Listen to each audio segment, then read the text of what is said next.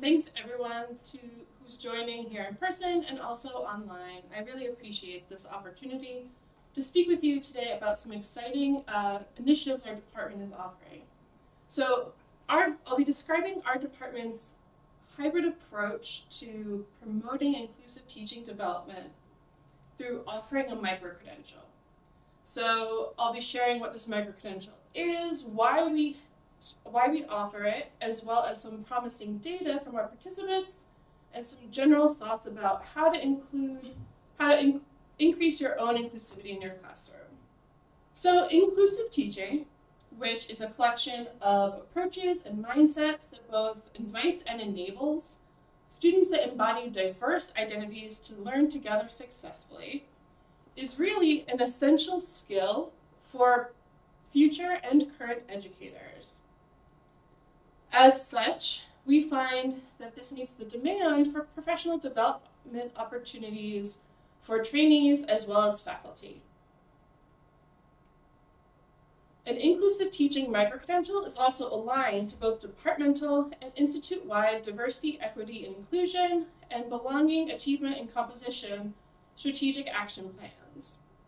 And moreover, is complementary to other departmental and institute-wide trainings and efforts, such as TA training program in the biology department and the KTCP from the Teaching and Learning Lab. So now that I briefly went over why inclusive teaching matters and why we offer the micro-credential, I want to talk a bit about what the micro-credential is.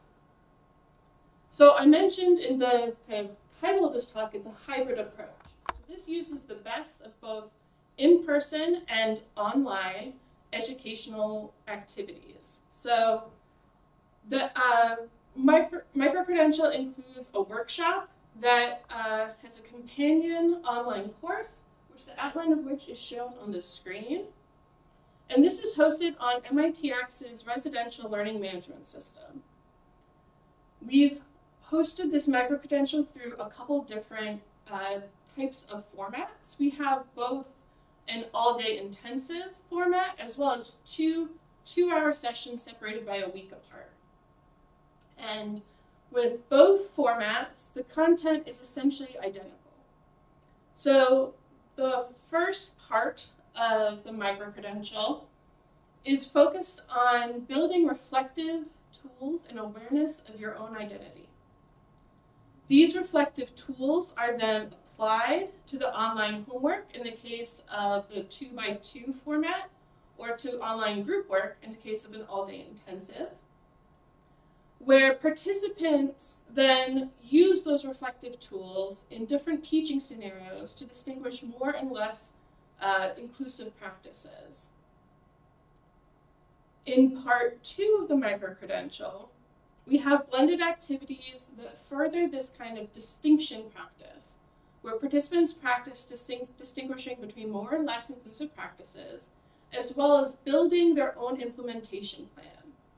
Participants develop an action plan in which they charter their own course of what they'd like to implement in their own teaching contexts. So that's just a brief outline of kind of the content and types of activities that we do. So now I'd like to dive a little bit deeper into what exactly are the learning activities we engage in this micro-credential offering. So the first thing we use a lot of is group work. So group work promotes discussion among participants, which not only promotes community, but also enables peer learning, where participants get to share their own experiences with one another and take away not only what the instructors are sharing, but what their fellow participants also have to offer.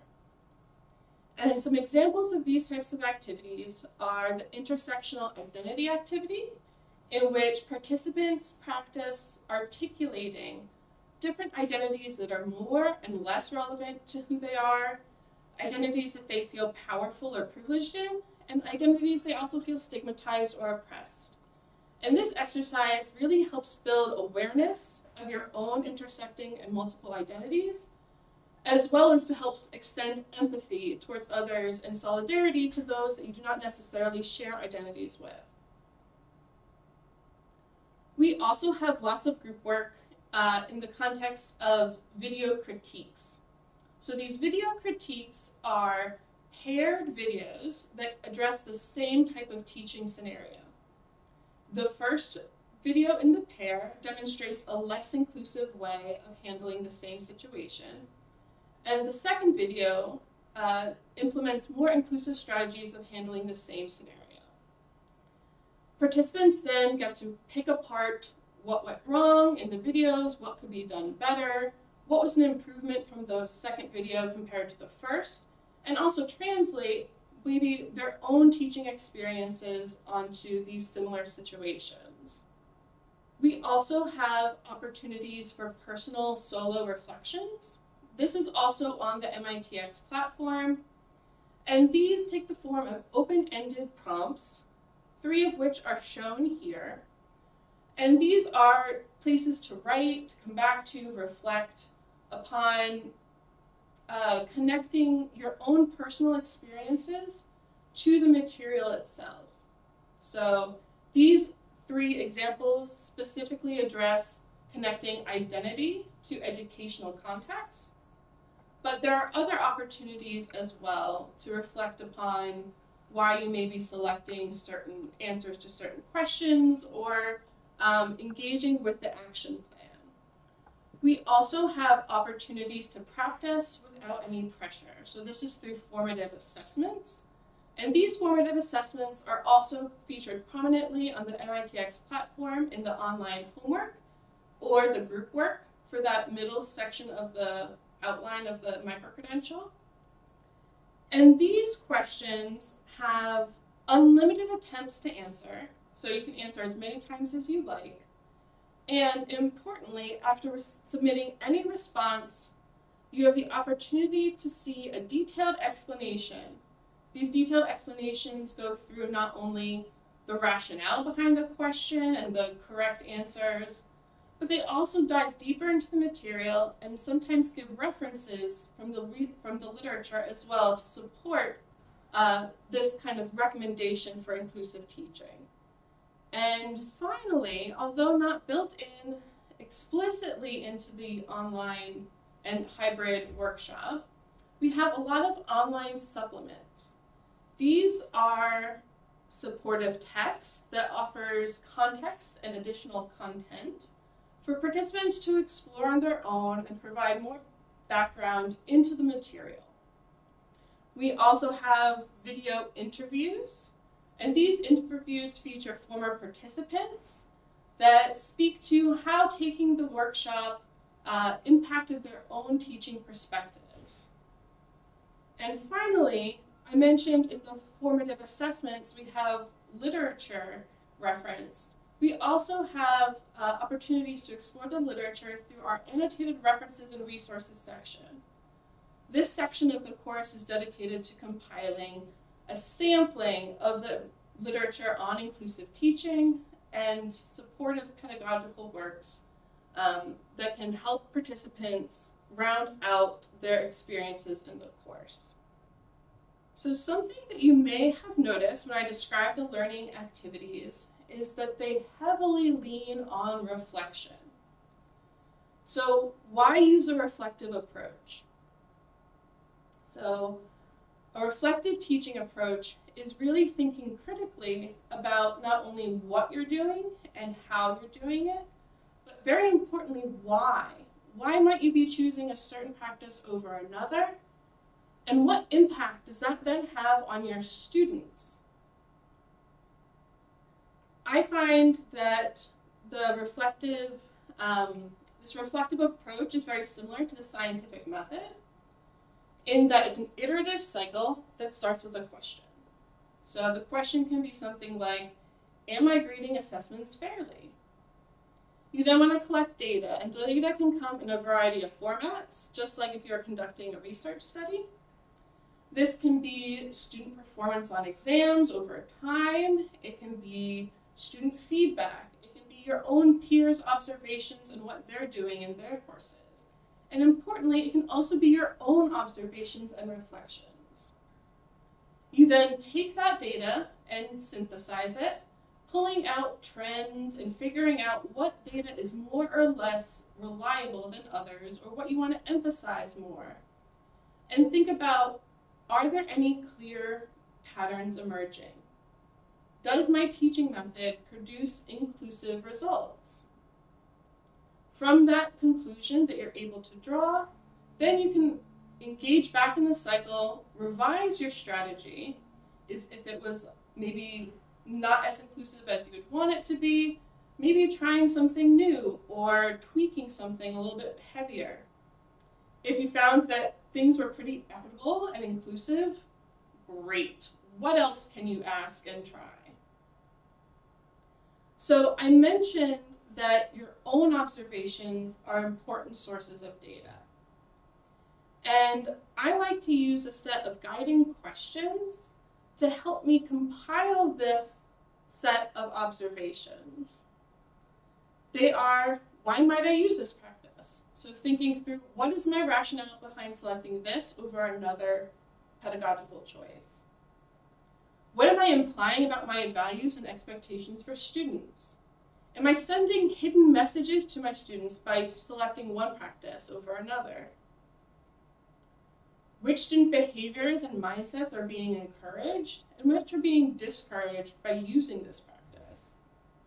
It's important to think about the impact you're having on your students. Even more so, explicitly, who is being left out and who is being invited in to learn. And finally, you can make your own call if this is more or less inclusive, but most importantly, thinking about what could I do to ensure inclusivity? How can I tweak this to maximize my impact? So the benefits of reflective teaching are that it's not limited to one or a handful of techniques or approaches.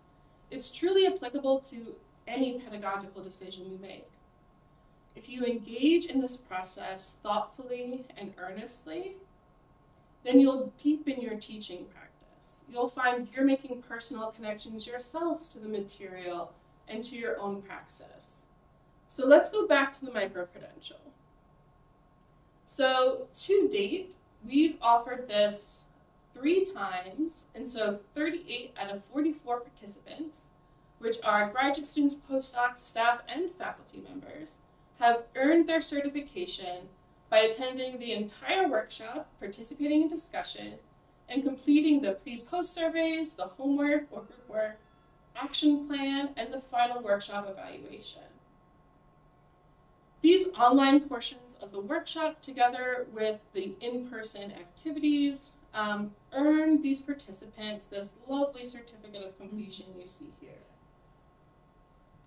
So I wanted to turn our attention to those pre-post surveys. I'm really excited about this. So we were able to administer a pre-post survey consisting of 8 statements on a 7-point Likert scale that align to these 4 learning objectives. So articulate the intersectional identities you hold, identify how different teaching practices can be received by diverse audiences, assess strategies that promote inclusivity, and create an action plan to address inclusivity in your classroom. So very recently, I was able to compile enough data to do a paired analysis using a Wilcoxon sign run test to test for changes in the distribution from pre to post survey. And so in all the figures that I'll be sharing, the pre-tests are indicated in blue and the post-tests are indicated in orange. There is an indication of whether or not the shifts are significant according to a corrected p-value, and the sample size is also indicated. The sample sizes are going to be a little bit different because since these tests were administered over an online platform, not everybody clicked submit, and so we had to kind of have some varying different sample sizes across the statements. So, the first set of 4 questions were administered at the very beginning of the workshop and at the end of part 1. So these different statements address how intersectional identities and awareness of those impacts our teaching practices. And participants reported significant gains in not only their awareness of the fact that they hold multiple identities that impact their teaching, but also their empathy towards their students. There were significant shifts with this participants' ability to relate to the identities held by their students. There was also significant gains in understanding how intersectionality applies to teaching and how using your identity can make you a better teacher. This is all really exciting. The second set of pre-surveys were given at the first part of the online homework or group work, and the post-surveys were given at the end of the workshop. And these 4 statements addressed participant knowledge and skills regarding assessment and implementation of different teaching practices. So we see significant shifts in, again, participant confidence in assessing the effectiveness of their teaching practices, and very importantly, their confidence in their knowledge of how to make their classroom more inclusive. Although we did not directly coach participants to have hard conversations about power and privilege, we nonetheless see significant gains in this skill as well. Now, there was one statement that was not significant after the Bonferroni correction, and that was understanding how some common teaching practices can prevent students from learning effectively. We see that through the pre and post tests, participants already pretty strongly agreed with the statement, and there is still some rightward shifting trend, it's just no longer significant. So, I mentioned I offered this workshop 3 times, and its previous iterations were offered a lot more than that as well. And so I've been able to pull out many lessons that I myself have learned through this process that I'd like to share with you. First, my successes. So hybrid activities worked really, really well. Participants engaged really eagerly and earnestly with both the online and in-person components, and many made note in the workshop evaluations that this hybrid format was really helpful to them. We also saw that through the participants in graduate school, postdoctoral fellowships, and faculty positions, as well as staff, that this meets the needs of multiple people in the department, and it's really aligned with these greater strategies to promote DEI and BAC. Some things that I'm really excited about, I've mentioned this before, but those shifts in self-reported beliefs and skills are really exciting. It's often hard to demonstrate significant gains in workshops like this. So this was really promising, and it told us that we're doing what we need to do. Another exciting development is this material is really very modular, and it's very flexible for adaptation. I've successfully adapted and delivered versions of this workshop to the Jameel World Education Lab community members, as well as the Communication Lab fellows. And I'll mention in just a moment how I'm excited to potentially extend this broader. We've also received really lovely positive and constructive feedback from our partners, community members, and participants. This gets folded back into the workshop itself. The workshop is a living, breathing thing, and we really take time and take your considerations and your feedback very seriously.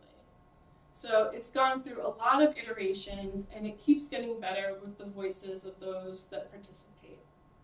Some things, though, have been a bit challenging. So MIT is a very, very busy place. So finding a time where everybody can get together and engage in a multi-hour workshop is hard. But people do make time, and that's really promising. It's also an opt-in opportunity, so this is self-selecting. So it's not necessarily representative of the department or the institute as a whole, but I would like to think it's representative of people that really care about teaching, which I know is most of MIT. And finally, a challenge that we are really excited to be meeting, hopefully soon, is to engage more departments and the public in this curriculum. So we've been working to make there an open learning library version of the online module. So this is a public-facing workshop, online course that has a companion facilitation guide so that anyone who has access to the internet can go and download the facilitation guide and look at the online course and deliver their own version of this workshop in their own teaching contexts. So when I was putting together this presentation, Jovi asked me if I would like to share any advice for folks who are looking to improve or increase their own inclusivity. And there are a handful of things I'd like to share now to kind of wrap up my talk. The first set of things I'd like to talk about are themes of inclusive teaching. These are kind of qualities of practices that you might choose to employ that I think are really well suited for increasing inclusivity. So the first up is encouraging autonomy and self-efficacy.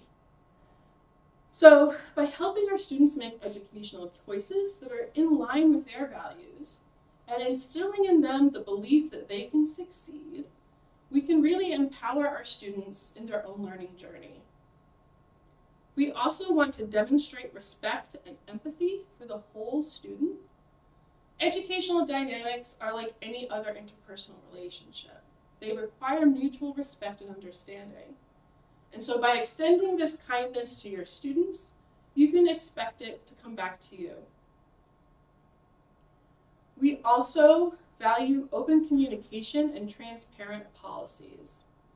By communicating with our students clearly and effectively, we can share a mutual understanding, like I said, of not only how and what to do, but also why.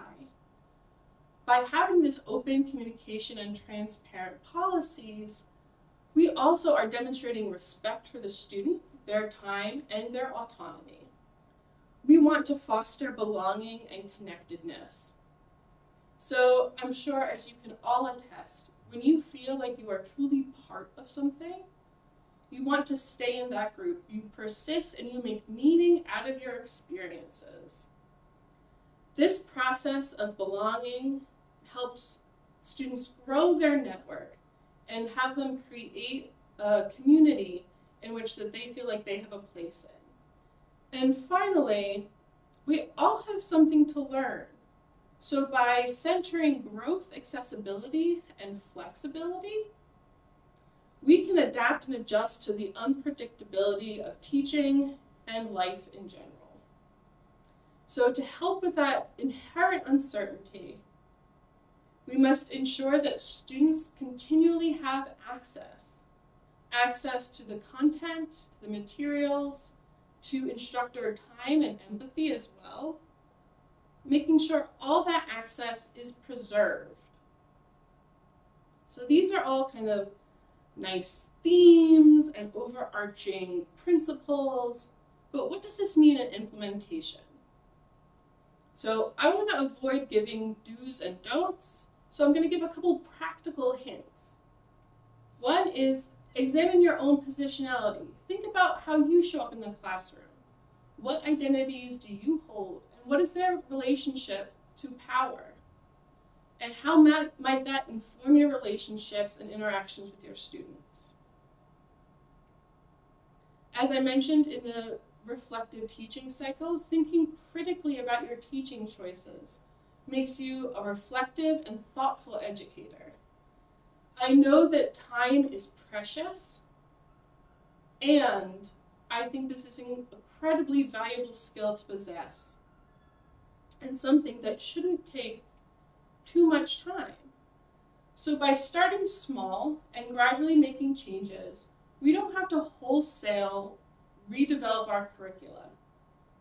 You can take small interventions that gradually build on one another, like I said in that iterative cycle, you try one thing, it goes well or not, you try another thing, and you keep building and layering on top. And finally, use your colleagues as resources. Something that became abundantly clear to me when I was facilitating these workshops is the varied and rich experiences that MIT has to offer. Our colleagues are incredibly knowledgeable and supportive. There are offices on campus, residential education being one of them, as well as a host of others that are dedicated to supporting you as your development as an educator. So don't be afraid to lean on your colleagues for support. So with that, I'd like to thank a number of people that have really helped make this micro-credential workshop possible. Kathy Drennan, who's the faculty sponsor of this initiative, Mary Ellen Wiltrout, who's the director of MITx Biology and my supervisor, Hallie Dowling-Huppert, which is the DEI officer in biology and my workshop co-facilitator, the MITx Digital Learning Lab members for their great help brainstorming a number of the different teaching scenarios that folks might face, and like I mentioned before, participant and community input for shaping the material to what it is today. So thank you so much for listening, and I'd be really excited to have a conversation about this even further.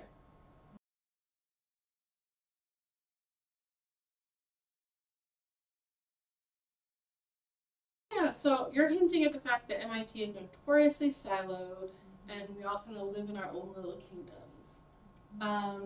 So I think something that's been really helpful, well, first of all, we've been focusing most of our efforts lately into getting the material ready for this Creative Commons public kind of offering. So that has been taking the most energy lately. In terms of expanding to different departments, I would welcome it. And I would really love folks in the Digital Learning Lab or in some other interdisciplinary groups to talk to me or take the curriculum, engage with it some way, and see if it's the right fit. I mentioned it's flexible and modular, so you can also pick and choose if you really want to focus on reflective teaching. Great. Take an hour or two and just take those components of the modular workshop. If you want to focus on a totally asynchronous offering to explore at your own pace, share the link and folks can click through the course. We did that in the biology department. I think we've seen something like 150 people click through so far, so it's not nothing. But yeah, I think I was really hoping that this would be a platform as well to share my excitement about sharing the material. And I would really encourage anybody out there housed in other departments who are interested in implementing inclusive teaching efforts to please reach out. I'd be happy to talk more.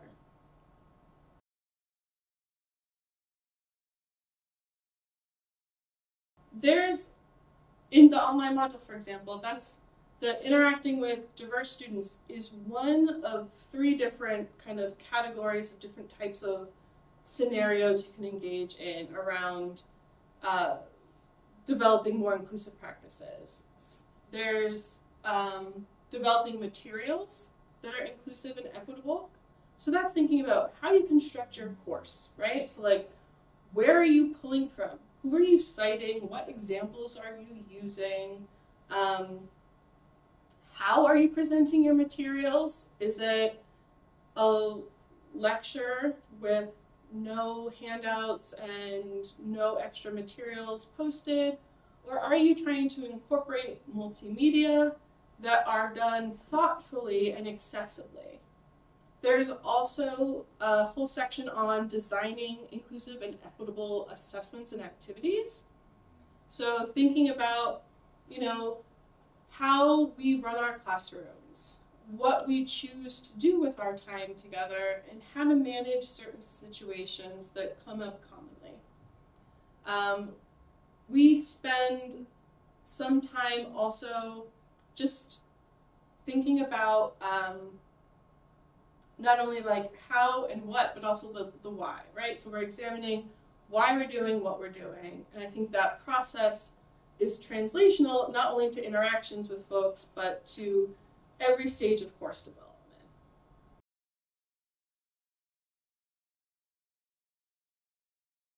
Yeah, so this kind of has like a long origin story. So I was a postdoc in the biology department 6 years ago. And during my postdoc tenure, I was kind of felt a little isolated.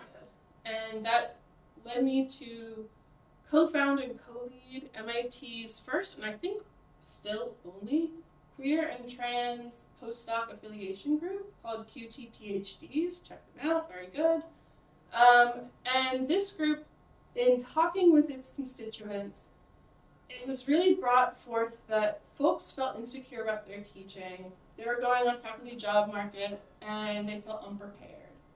And so me and my co-lead, David Bergsman, at the time thought, why don't we meld some of our interests together in meeting the needs of this postdoc population, in kind of improving their teaching training or supplementing existing teaching training through developing a workshop.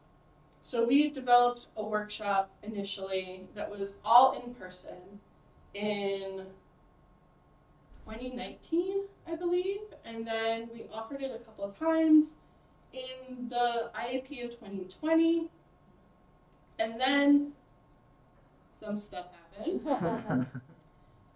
David went on to a faculty position, which was great, and everyone here went on lockdown.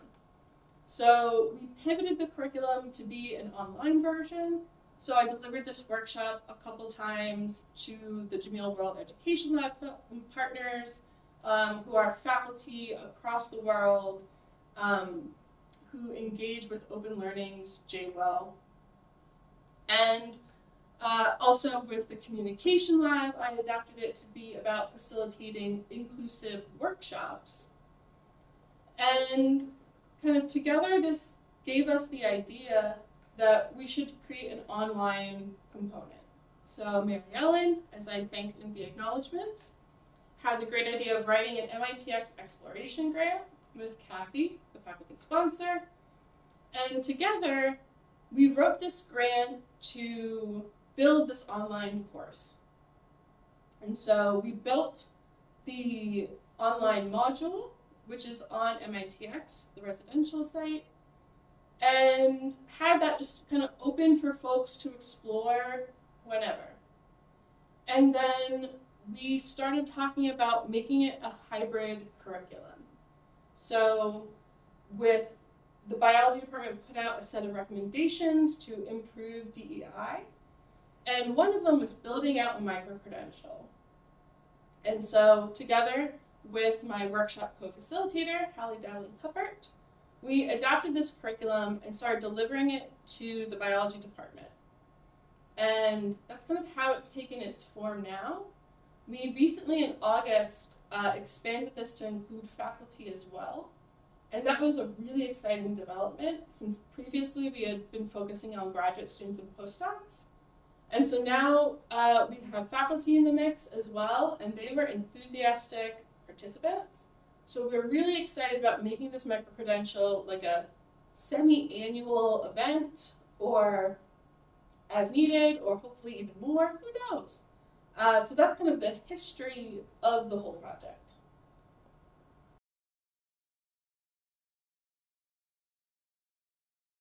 So the action plan is like the culminating activity. So the action plan walks through step by step what you would need to do to implement an inclusive teaching practice. So it asks for like 1 to 3 practices you're interested in trying, just as a start. And then, why are you interested in these practices? What kinds of changes would you need to make? Think about material, behavioral, resource-wise, curriculum-based, like anything you might need to alter in order to institute this change. Thinking about Oh gosh, now what are my other questions? How your students might respond. So anticipating potential reactions or differences in engagement would be another aspect. Asking, do you know where to go to help you find these changes or to implement these changes? Are you aware of the resources available on campus as well as like other places? And I'm sure there are 2 more questions that I cannot remember what they are right now. But if you go to the online module, you can check it out yourself. But yeah, so these, the idea of culminating an action plan is they have spent now several hours reflecting and thinking about what's important to them and exploring different types of inclusive strategies, and then thinking about what would work best for their teaching context. So it really is kind of this exploratory process that also encourages autonomy, right? So we also are encouraging choice on the part of the participant to go back and think about what they want to most try and to kind of how they would incorporate that into their own curriculum.